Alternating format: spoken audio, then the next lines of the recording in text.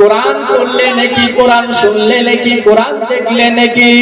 আর কোরআন অর্থাৎ যেই নবীর উপরে কোরআন অবতীর্ণ হয়েছে, যেই রাসূলের উপরে কোরআন নাযিল হয়েছে, ওই রাসূলকে যদি একবার দেখে নাই, তার উপরে জান্নাত ওয়াজিব হয়ে যায়। সুবহানাল্লাহ। যদি কোরআন শুনলে পড়লে নাকি দেখতে নাকি, কিন্তু যে নবীর উপরে কোরআন নাযিল হয়েছে সেই নবীকে দেখলে জান্নাত ওয়াজিব হয়ে যায়। তো আপনাদের মনে হয়তো প্রশ্ন জাগবে, মাওলানা যদি নবীকে দেখলে জান্নাত ওয়াজিব হয়ে যায়, নবীকে তো আবু লাহাব দেখেছিল, তো আবু লাহাব কেন জাহান্নামে?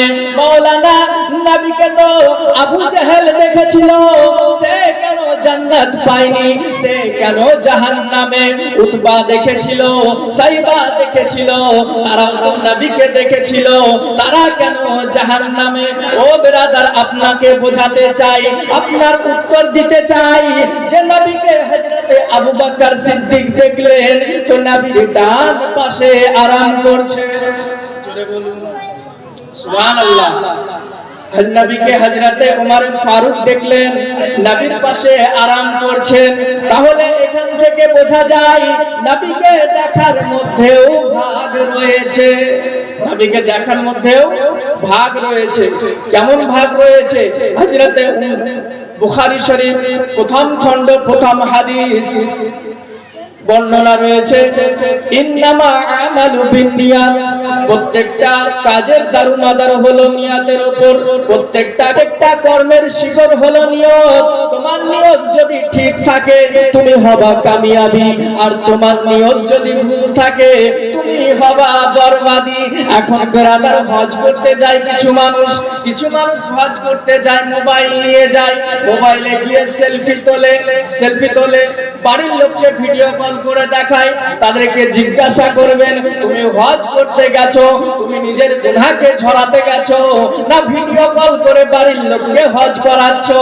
ও ব্রাদার, নিয়ত যদি ঠিক থাকে তোমার হজ হবে কামিয়াবি। তুমি যদি এই নিয়তে যাও বা গ্রামের লোক আমাকে সম্মান করবে, গ্রামের লোক আমাকে দেখবে, সম্মান করবে, এই নিয়তে যদি হজ করতে যাও তোমার হজ হবে বরবাদি।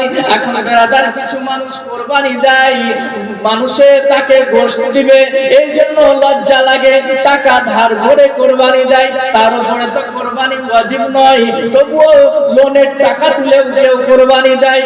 ও ব্রাদার সামানে ইকরাম, কোরআন বলে আহাল্লাল্লাহুল বাইআ ওয়া হারামুর রিবা, তোমাদের উপরে ব্যবসা হালাল করা হয়েছে আর সুদ হারাম করা হয়েছে।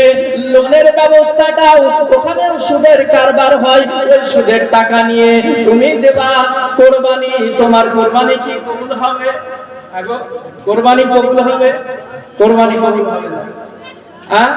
প্রথমে বলে না মৌলভী সাহেব কুরবানি দেব না, কি দেখবো গরু দেখবো না কি দেখবো?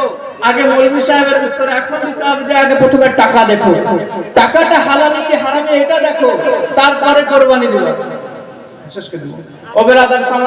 যেটা বলতে চাইছিলাম যে নিয়তের উপরে মেন হলো নিয়ত সচ্চা নিয়তে হযরতে ওমর ফারুক হযরতে আবু বকর সিদ্দিক দেখেছিলেন নবীর পাশে আরাম করছেন, আর আবু লাহাব আবু জেহেল কেমন নিয়তে দেখেছিল যে সে জাহান্নামে পড়ে রয়েছে।